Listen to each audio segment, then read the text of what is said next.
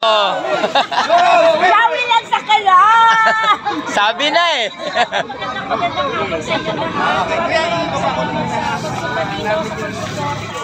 Sobrang, ano talaga, no? Sobrang na-appreciate ko talaga yung pagmamahal nyo at yung suporta ninyo. Pinangako ko sa inyo, hindi paglalaban ko yung karapatan ko. Kasi alam ko na importante yun para sa lahat. Hindi lang karapatan ko yung pinagkasalan ko.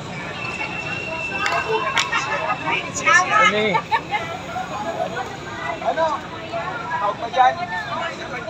Wala po tuwi, di ba? Wala po, kasama yung tuwi ko. Sasabihin ko ano gusto natin sabihin. Kasi meron lang tayong hila natin. Bibig lang natin ang meron tayo. Hindi natin dapat yung isuko. And so, thank you very much sa mga pagpunta dito, sa lahat ng support. Marami dito pag-ako na nakinig na kayo. Thank you very much. At magsuportahan tayo. Alam mo kasi, in the next coming days na election na, yung pagsasama-sama natin, bilang mga ang pinakamalakas natin ay yung pagka magkakasama tayo.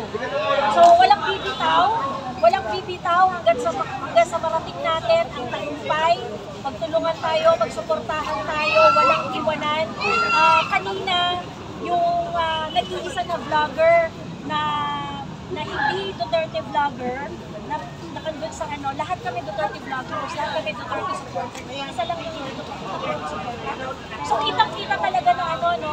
Kitang-kita talaga.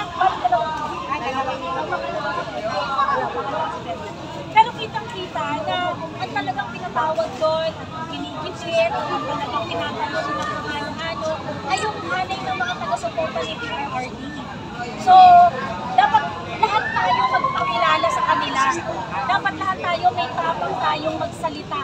Dapat lahat tayo may tapang na iparamdam sa kanila ang tunay nating inagpis sa serbisyo binibigay nila sa taong bayan. Diba? Tama na yung ano, tama na yung, huwag nyo kaming takot-takutin. Huwag nyo tayong tinatakot-takot. Diba? Sabi ko nga kanina, kaya talaga kinuha ko talaga yung pagkakataon para i-explain. Ano, pag sinabi mo bang pinagpupuntahan ng mamamayang Pilipino, anong ibig sabihin doon? Mga ordinaryong Pilipino kagaya natin, nagpapakahirap magtrabaho para magbayad ng buwis, para magbayad ng papakain natin sa pamilya natin. Kaya deserve natin ang magandang trabaho mula sa public officials natin. Wag natin,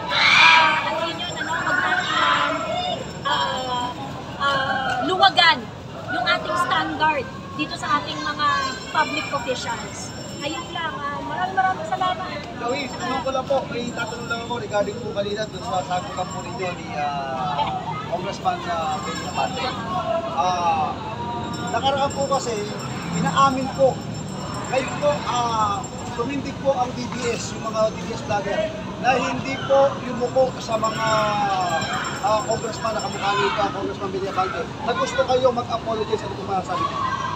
Well, kanina, alam kasi niya na hindi ako mag-apologize for the things that I said. Yun nga sinasabi ko, hindi ko kayang mag-apologize sa mga bagay na pinaniniwalaan ko, porque yun ang karapatan ko.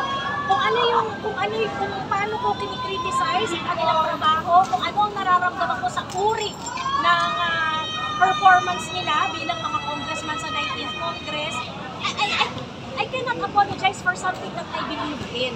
I cannot apologize for exercising my rights. Ayun po. At naintindihan naman ko ni Congressman Abante, so nag-agree kami na kung bad trip siya sa akin, kung naiinis siya sa akin, nire-respeto ko ang